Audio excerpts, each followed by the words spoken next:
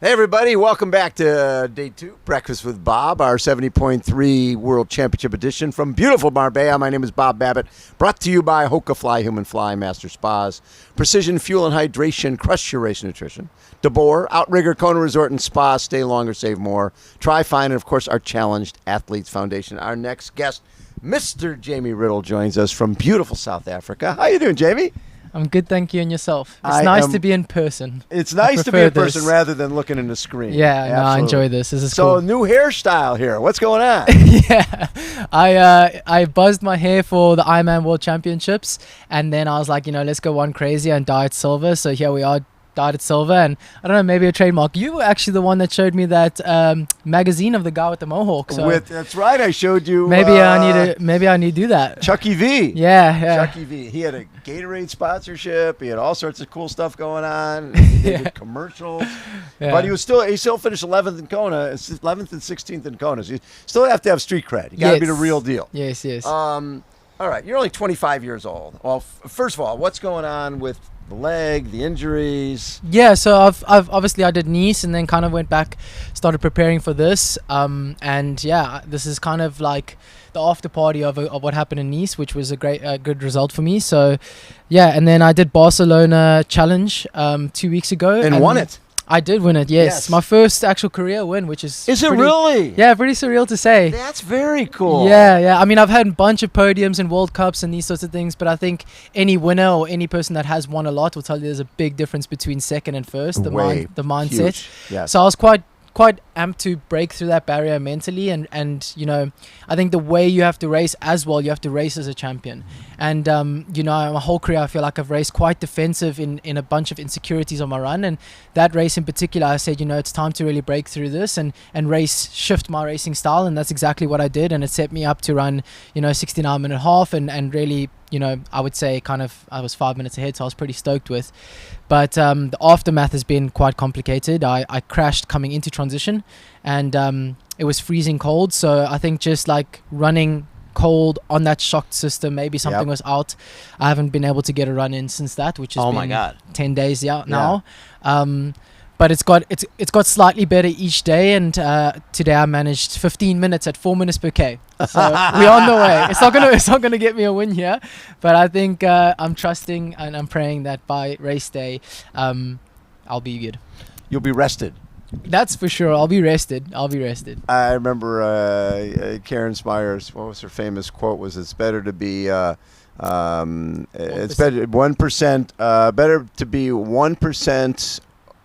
10% under than 1% over. Exactly. Yes, 100%. Yes, yeah. And that's something us as professionals, and I guess all the age groupers watching this really, really struggle with. It's like, and that's something that I've had to, the biggest challenge of this week has been to really like let go of that. Like, the difference between me running 40 miles into the race or not, I'm fit and, but you know how to run a half marathon. Yeah, and the biggest part about racing is confidence. So that's the fine balance here, is like, how do I keep that confidence without actually doing the workouts that give you the confidence? Mm-hmm. And that's when you got to like rely on your support structure and your team and I guess what you've done in your career thus far to come out on top. Well, and for you, when you're coming off a win, right? Yeah, it's a bummer what happened to the leg, but you're coming off a win, and Kat Matthews was talking about this morning. She had to change her mindset from thinking fourth place is okay to I'm here to win. And you can't be afraid to be saying that. I'm here to win. Now, obviously, you're dealing with injury right now. It's a little different gig. But you never know what's going to happen on race day. Adrenaline's a funny thing. No, exactly. And the way that our sport is progressing, like, I haven't kept my finger on the pulse of what everyone's been saying about this race, but me being being one of the pros and just looking to my left and right, and I am absolutely astounded at the start list. I think this is going to be the biggest, most badass race we've ever had in our sport. I just know all the guys from the short course, the medium course, and then of the long course. We're all basically meeting on the start line. I think, obviously it's very disappointing to not have Hayden here, but other than that, and Martin, but other than that, we have pretty much everyone in our sport to fight for the title, which is pretty sick. Well, and you've ridden this course. And how fast did you go today on the downhill?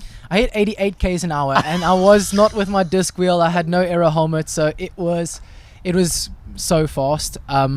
And yeah, but I must say it was a bit sketchy. So I think we're going to have to go closer to 95, 96 with the guys like Rico, the Magnuses, the bigger guys. They will be sending it down that descent. But luckily it's just one way. It's not home. It's not Nice with the technical, with the falling off the mountain type of stuff. Yeah, no. Hopefully nothing will happen like Nice where I went off the road a bit. But yeah, no. This is going to be gnarly. And in the uphill, they were about 6,000 feet of climbing, 5,800. Yeah, I don't know. I think it's 1,800 meters in meters elevation. It's pretty insane. But the difference is, I think, it's not like it's a hill and you climb and that's kind of it. Like Nice, there was a big portion of it we were freewheeling. This one, like, you're on the pedals for 85 Ks of the 90 kilometers. So I think it's going to be a really tough course. And my prediction is 96% of people are going to overdo it on the bike. And I hope not to be one of them. Well, and I think I don't see big groups coming in together on the bike, or do you?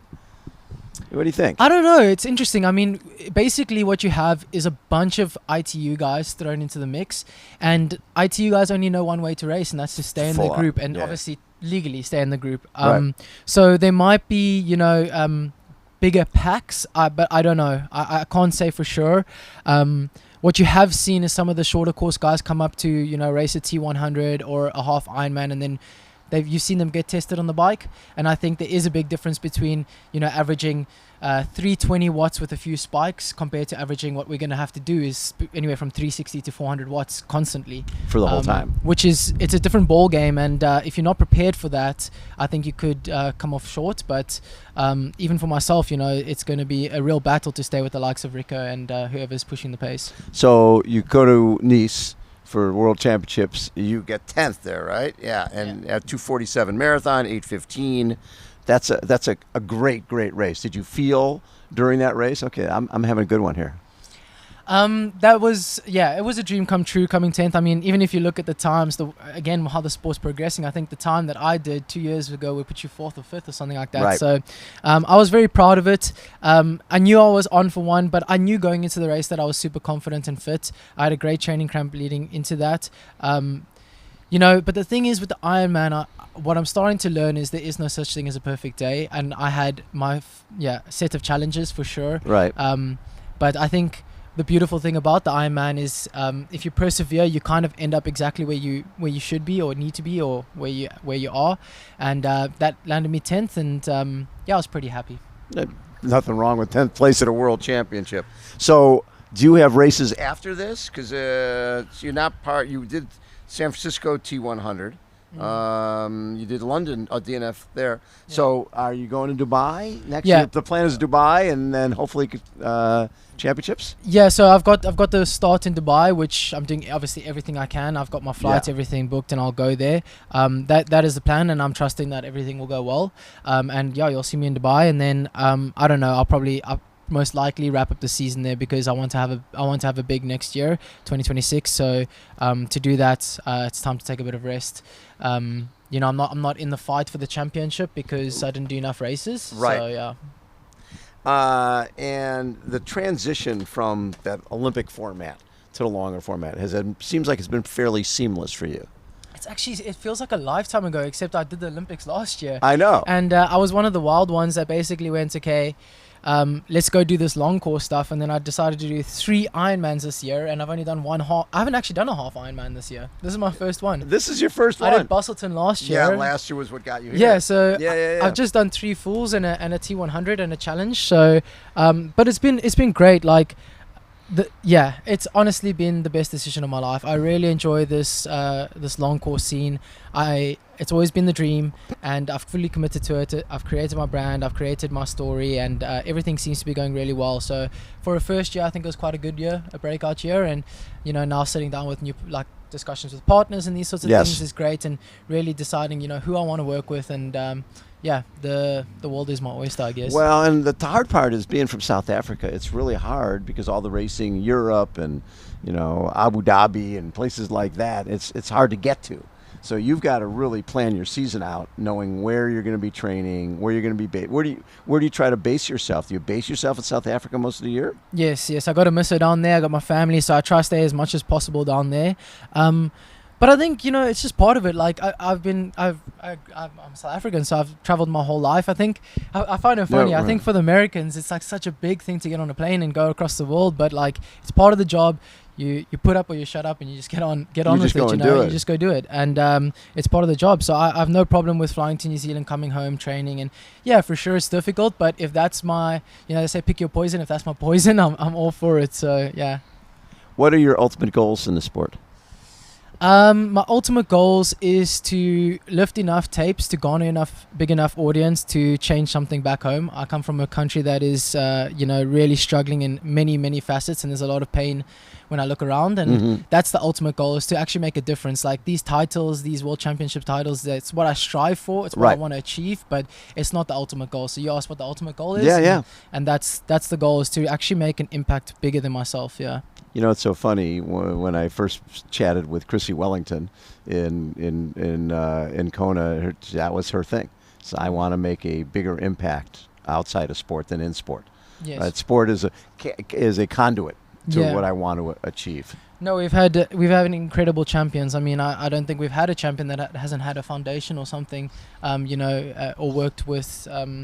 Whether it's in schools or whatever the case may be, it's been incredible to see. But I think also just to shine my own light, it's something as simple as social media. You can spread a lot of good if you choose to, and it's something that I'm also passionate about outside of the sport. Like I enjoy creating a story, not creating a story, but telling a story rather, to whoever may wants to follow, and inspiring the youth. So there's a lot of stuff I want to do. So we're just getting started now. Have you had some kids reach out to you through social who now are doing this sport or another sport because they were inspired by you?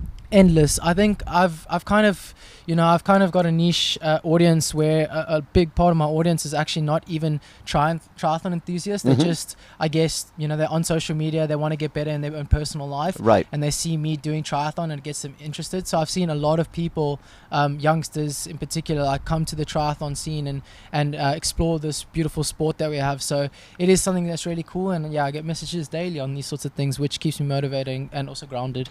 When you were doing the Olympic format, did you always know that the long distance was going to be for you, or was it I want to be an Olympic gold medalist, that's what I want to be, and this was sort of like not even a thought? No, so the bigger goal was always the Ironman Kona. Because you grew up watching all that stuff. Yes, exactly. I've been there to Kona, and that was where the dream was birthed. I went on a little side venture to the Olympics, which was great. But now I think I'm back where I belong, and this is where I think I'm really going to be able to excel in, and this is where I'm super passionate about. Like the short course scene is a dog-eat-dog world. It was really hard to express yourself, and it doesn't really foster individuality. No, it doesn't, and it also, your results are often like put in the hands of others or what's going on around you, into some degree, of course. Yes. But like, I will always be one that looks back on my short course days and say that was some of the toughest racing I've ever done in my whole entire life. And then, coming across the long course stuff, I thought it would be, and I don't want to say I thought it would be easier, but like, I thought it would, but it's extremely hard, just different. And that's pretty much it. What I see is, I think you can train with the non-drafting. You can train and hang out with the other guys because you can't really affect their race on race day. You're racing you, and you're racing the course. Where in the I2 racing, it isn't necessarily the best guy who wins. It's strategy, it's people working for each other, that type of stuff. It's different. It's a different game, but I think people can be kinder and nicer to each other in this part of the sport and still go out and be a killer on race day. No, you're exactly right. Like it's exactly that. Luckily, I've been from South Africa, and it's been a pretty lonely federation, so I was able to mix and mingle with a lot of the athletes. But you often find like the German federation, the French federation, they're in their little box and they kind of hang out there. But yeah, I mean, like this long course space is really cool. Like this week, I've managed to ride with Donovich, Brad, like age groupers that are nowhere near my finish time, and they're not pro, but I've been able to like mingle with guys that are age groupers, and you never had that in the short course, and you don't have that in any professional sports. Right. And we get along, and now I've created two like lifelong friends, so that's something that comes from this side of the sport that's really cool. We got meet and greets, there's like expo. It's just cool. It's just a great sport, and anyone that does it, they tell you the same thing. Well, the great part is you meet the age groupers, and they they're balancing a job, a family, and this sport that they love. They're getting up at 4 a.m. to do this, right?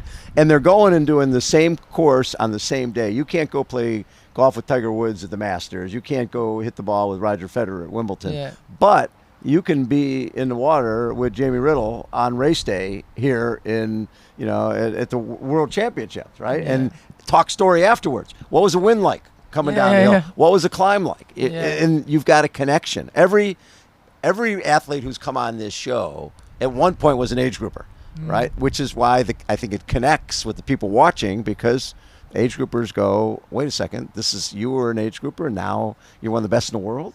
And I think like sometimes the age groupers, like they're the true heroes of the story. Absolutely. I do quite a bit of coaching, and like it inspires me every day when I write these damn plans and I see them executing it on top of having kids, having a job, all these sorts of things. And I look back and I just I appreciate that level of commitment and dedication to something, to self-improvement, or trying to get better. So I think again, like, when you do an Ironman, we're out there for 8 hours, just under 8 hours, and some people are out there for 15 hours, and that's the true hero of the story for sure. Yeah, I remember back in the day when, in running, this guy Bill Rogers was like running, 2:09 for the marathon, and he's like, I can't believe you people are out there for 5 hours. I mean, how do you do it? How do you, because they're usually taking one gel, right, during a race like that, but there's a connection between the age grouper and the pro, that there's a respect there that really is very, very special. Yeah. I've actually seen, I saw some YouTube video, sorry to the guy, but he's a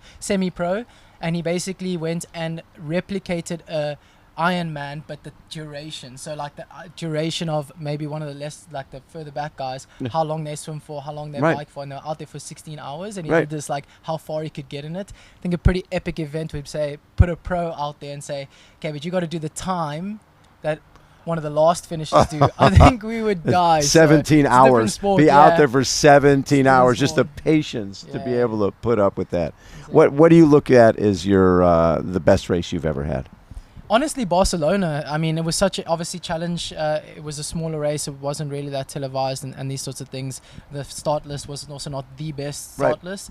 But if I look at personally numbers-wise, Barcelona's numbers-wise was the best race I've put out. And in terms of performance, I think you would have to look at Nice probably. Yes. But I think, compared to potential, like I haven't really had that race where I'm like, okay, you know what, this is something where I think people can look at and be like, okay, he's a force to be reckoned with. I still have a lot to prove in the sport, and I'm fully aware of that. I'm an up and comer, that's great, but I haven't laid down, what I'm capable of just yet. You're only 25. You're just getting started. Yeah. I mean, you got the best people in the world are, sometimes 37, 38 years old. So you got plenty of time, my friend. I got run down by Patrick in the last 1K of Nice, and you know what? I was actually he'll be the first to tell you. Like, he came past me, and I was like, it's a privilege to get run down by you. Yes. Like I've watched Patrick my whole life.